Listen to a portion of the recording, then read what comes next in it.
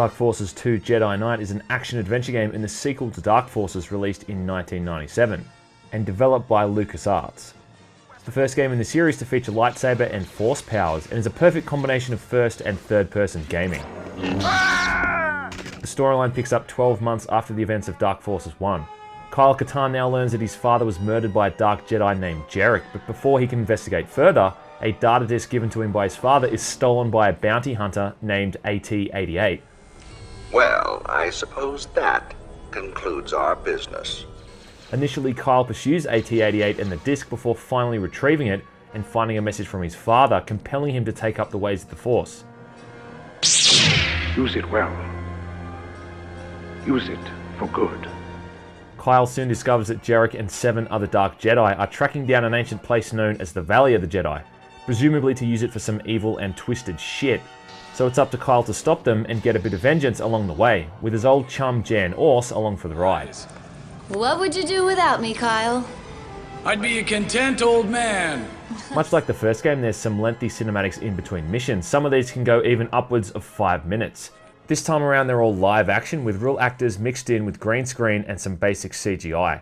They look like something you'd see in a fan film, but the writing isn't all that bad and they've utilised John Williams' soundtrack quite well, so they're watchable at the very least.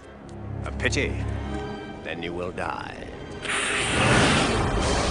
Jarek is just such a great villain, and the guy takes such pleasure in really messing up everyone's day. You can't help but kind of smirk whenever he's on screen. I mean, I gotta admire someone who takes that much pride in being a prick to everyone. The first few missions play out in a similar vein to the previous game, where you just move around large, expansive levels, taking on waves and waves of bounty hunters and scumbags. The usual suspects you'd expect to see holed up at the Mos Eisley Cantina. Weapons once again consist of Kyle's trademark blaster, stormtrooper rifles, and thermal detonators. You'll also get your hands on the repeating blaster, concussion rifle, and rocket launcher, as well as the bowcaster, the very same weapon wielded by Chewbacca. It runs on an updated Jedi engine and looks leaps and bounds better than the first game in practically every single way. In terms of the scale of the levels, they're about on par with Dark Forces 1, though they do have a lot more detail and the design seems to be a lot more vertical, whereas maps were previously much flatter. Before too long you get your hands on a lightsaber, and that's where the game really switches gears, turning into something of a third-person hack and slash, and sending you up against platoons of brain-dead stormtroopers. There's not much skill to it initially. All you can really do is just run around and just tap the mouse button over and over to cut people up. There's some basic dismemberment here and there, and even with its simplicity, it's much more enjoyable than just using the standard weapons. At this point, you can still play it as a standard shooter if you really want to, and it actually works fine in that regard, mostly. Kyle can deflect most blaster bolts back at enemies, with the exception of rockets or larger blasts from bigger enemies like turrets or AT-ST walkers. After a few levels with the lightsaber, you'll get your first neutral force power, which is called Force Speed. As you progress, you'll also unlock Force Jump, Force Seeing, and my personal favourite, Force Pull, which lets you pull an enemy's weapon right from their hands. Force Jump and Force Pull are easily the most important initially. Force Jump in particular can even let you bypass certain areas entirely. Every few missions you earn Force Stars, which you use to spend on Force powers, usually 2 or 3 stars at a time. If you manage to find all the secrets in a mission, you also get a bonus star. Now, I don't know if it's possible to unlock every single power in the game, to be honest I never tried, but you can sure come pretty damn close. Mapping these powers to buttons you're familiar with will make certain actions much easier, and you'll be kicking Imperial butt in no time. About 2/3 through the game and you come to a bit of a fork in the road in the storyline, where Kyle will either take a light or dark path, unlocking a new tree of force powers to use depending on your prior actions. Now this is really up to someone's personal preference, and aside from affecting the ending of the game and the ensuing cinematics, it also greatly affects your playstyle.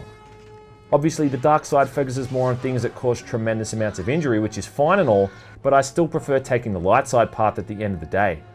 Mostly because I just can't help but be an absolute Boy Scout in these types of games, but also because taking the light side path means you get access to Force Heal and Force Protection.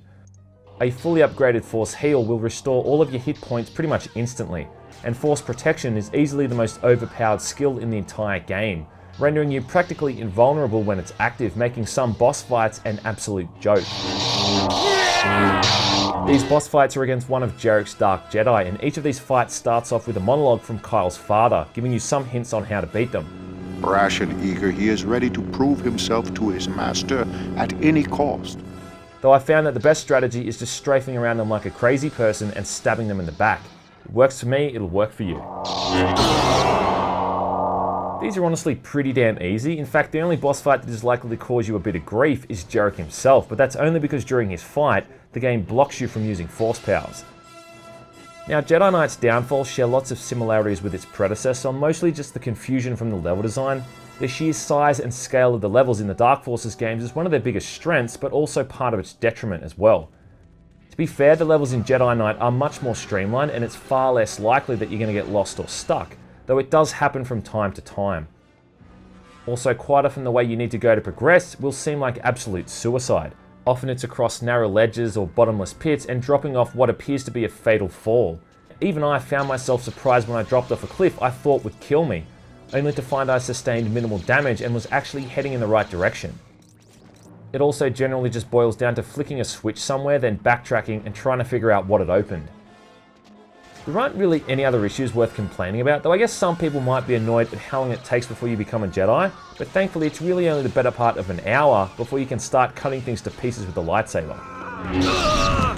When you put everything together, I think Jedi Knight trumps Dark Forces in every single way and is a much more enjoyable game on the whole.